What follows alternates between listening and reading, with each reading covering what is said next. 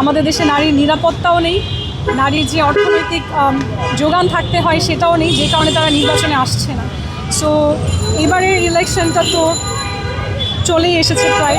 একেবারেই আকস্মিক, একেবারেই আউট অফ কন্ট্রোল কিছু না হলে আমরা আশা করি যে এই নির্বাচনটা হয়ে যাবে। এবং আমরা এটাও জানি নির্বাচনের একটা লিগাল ভ্যালিডিটি থাকে, সেই লিগাল ভ্যালিডিটি অনুযায়ী নির্বাচন যদি একবার হয়ে যায়, কেউ অংশগ্রহণ করুক বা না করুক বা যেখানে যেই ঘটনাই হোক, নির্বাচনের রেজাল্টটা কিন্তু হচ্ছে কনস্টিটিউশনালি ভ্যালিড হয়ে যায়। তো সেখানে আমার ধারণা নির্বাচন হয়ে যাবে, আমরা যত বাধার সম্মুখীনই হই নির্বাচন হয়ে যাবে, ইলেক্টেড গভর্নমেন্টও চলে আসবে এবং সেই সরকারের একটা অংশ যদি আমি হতে পারি এমপি হিসেবে, তাহলে আমি চেষ্টা করব যে পরবর্তী যে ইলেকশন হবে, এই যে 5 বছর মেয়াদি সময়, তার মধ্যে কেমন করে আমি স্ট্রাকচারালের জায়গায় সিস্টেমে নারীর নিরাপত্তা এবং অর্থনৈতিক